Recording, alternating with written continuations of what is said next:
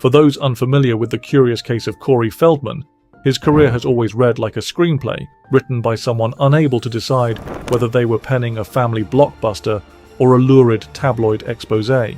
I can tell you that the #1 problem in Hollywood was and is and always will be a cherubic fixture of the 1980s, Feldman charmed his way into the hearts of cinema-goers as the wisecracking sidekick in Gremlins, the plucky treasure hunter in The Goonies, and the emotionally bruised misfit in Stand By Me. Yet for many, that picture-perfect child star image was unceremoniously eclipsed by his later forays into music, public breakdowns, and what can only be described as an unintentional mastery of internet-age cringe. I'm saying that there are people that were the people that did this to both me and Corey that are still working, they're still out there, and they're some of the richest, most powerful people, and they do not want me saying what I'm saying right now. Are you saying that they're Yes. and that they're still in this business? By the time the infamous Go For It performance rolled around on Today in 2016, a chaotic blend of Michael Jackson impersonation and the kind of interpretive dance that might prompt an emergency PTA meeting.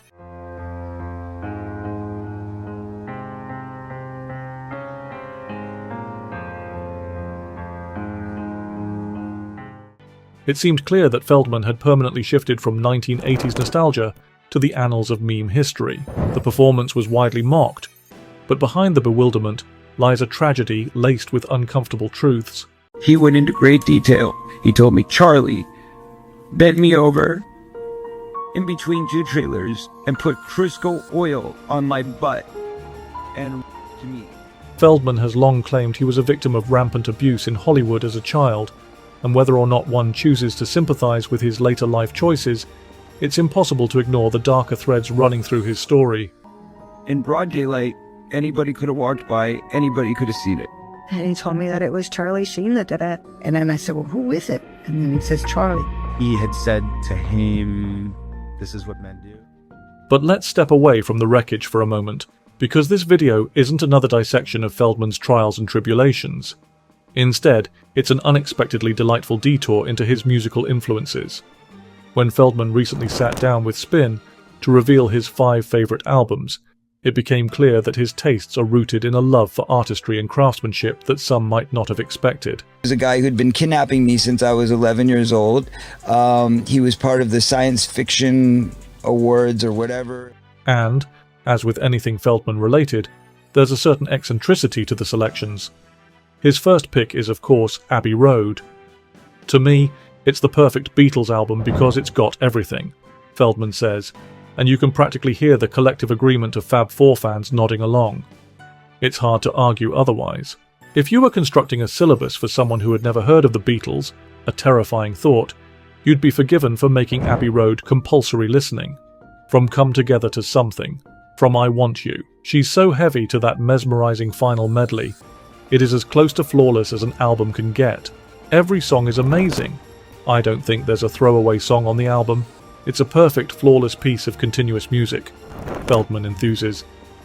For someone whose own career has been defined by its jagged edges and stop-start rhythms, there's a certain poetry in his love for something so polished, so cohesive. It's as though he's searching for the kind of artistic unity he's never quite managed to achieve himself.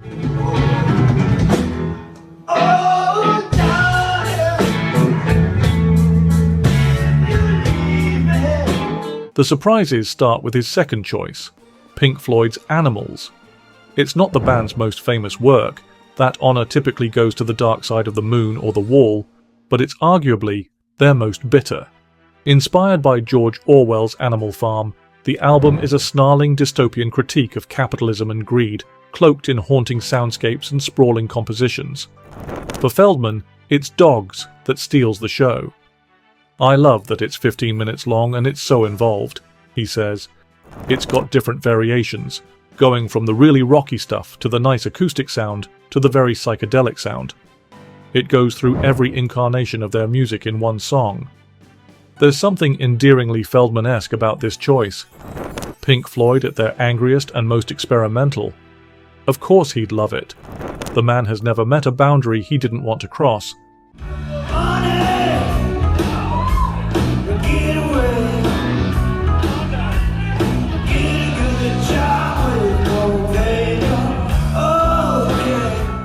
Then comes Invisible Touch by Genesis.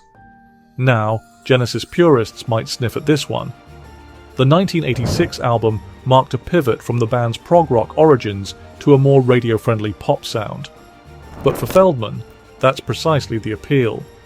It keeps their psychological, psychedelic, trippy type format with the longer songs and those big, long musical numbers that they do, he explains, but then there are also so many quintessential pop hits and top 40 songs that blow it through the roof. It's not hard to see why he admires this duality. Feldman himself has spent his life walking the tightrope between artistry and commercialism, often to chaotic effect. Goonies, I started to lose a little bit of it, and then by Stand By Me is where I came into my... Were you already doing coke on Stand By Me? No, no. Genesis, on the other hand, pulled it off with aplomb, producing chart toppers that still retained a certain intellectual depth.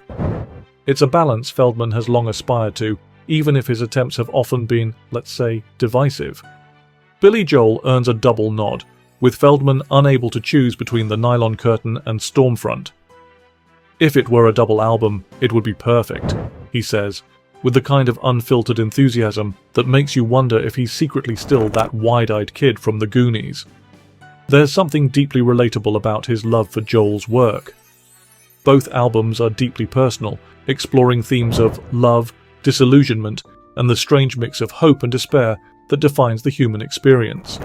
Joel's knack for blending intimate storytelling with stadium-sized melodies makes him an obvious choice for someone like Feldman, who has spent his life navigating the tension between public and private personas.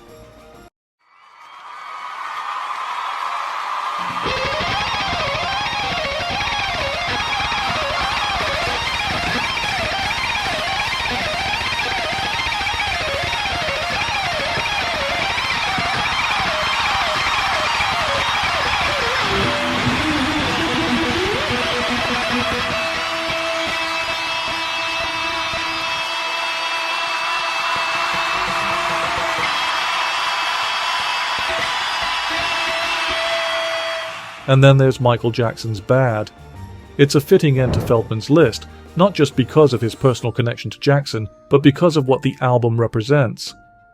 Of all the Michael work, I would definitely say that was his moment of perfection, Feldman says, and there's a palpable reverence in his tone. He recounts hearing Smooth Criminal for the first time on the set of its music video. Such an incredible bass line. I remember the first time I got to hear it was actually in person when I walked onto the set of Smooth Criminal, and he had it playing on these giant speakers. When I heard that bass line for the first time, it was godly. For someone who idolized Jackson, both as an artist and as a friend, Bad isn't just an album. It's a milestone, a piece of history he feels personally connected to. Listening to Feldman talk about these albums, one thing becomes clear. Whatever his critics say, this is someone who adores music.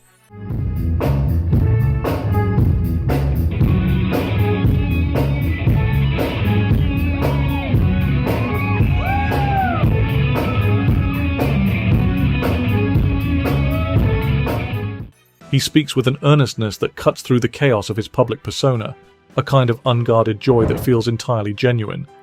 And perhaps that's the most unexpected revelation of all. Feldman's own music may not have reached the dizzying heights of his idols, but you can't fault his ambition.